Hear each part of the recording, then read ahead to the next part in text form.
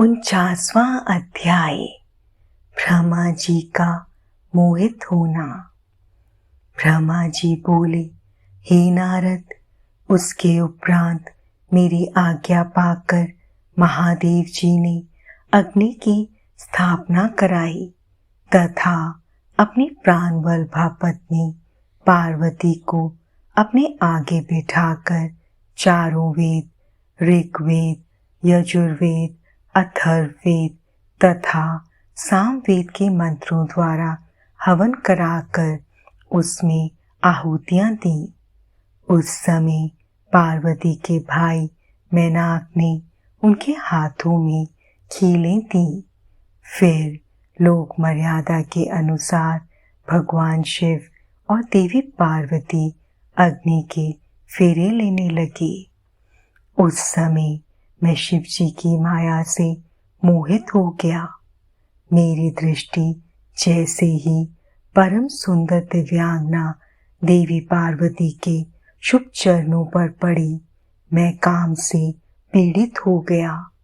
मुझे मन में बड़ी लज्जा का अनुभव हुआ। किसी की दृष्टि मेरे इन भावों पर पड़ जाए, इस हेतु मैंने अपने मन के भावों को दबा लिया। परंतु भगवान शिव तो सर्वव्यापी और सर्वेश्वर हैं। भला उनसे कुछ कैसे छिप सकता है। उनकी दृष्टि मुझ पर पड़ गई और उन्हें मेरे मन में उत्पन्न हुए बुरे विचार की जानकारी हो गई। भगवान शिव के क्रोध की कोई सीमा न रही। कुपित होकर शिव जी मुझे मारने हेतु आगे बढ़ने लगे। उन्हें क्रोधित देखकर मैं भय से कांपने लगा तथा वहां उपस्थित अन्य देवता भी डर गए। भगवान शिव के क्रोध की शांति के लिए सभी देवता एक स्वर में शिव जी से बोले, हे सदाशिव, आप दयालु और करुणा निधान हैं। आप तो सदा ही अपने भक्तों पर प्रसन्न होकर उन्हें उनकी इच्छित वस्तु प्रदान करते हैं। भगवान, आप तो सच्चित और आनंद स्वरूप हैं। प्रसन्न होकर मुक्ति पाने की इच्छा से मुनिजन आपके चरण कमलों का आश्रय ग्रहण करते हैं। हे परमेश्वर, भला आपके तत्व को कौन जान सकता है। भगवान, अपनी गलती के लिए ब्रह्मा जी क्षमा प्रार्थी हैं। आप तो भक्तों के सदा वश में हैं।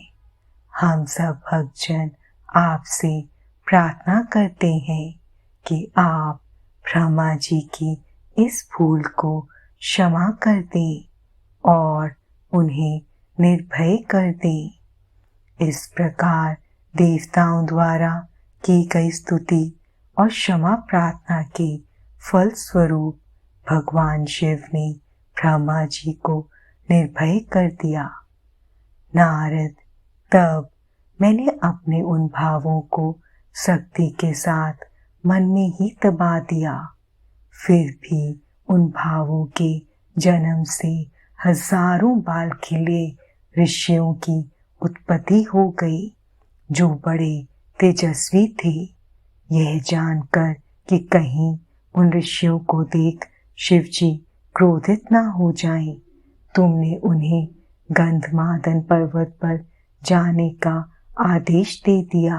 बाल खिले ऋषियों को तुमने सूर्य भगवान की आराधना और तपस्या करने का आदेश प्रदान किया। तब वे बाल खिले ऋषि तुरंत मुझे और भगवान शिव को प्रणाम करके गंधमादन पर्वत पर चले गए।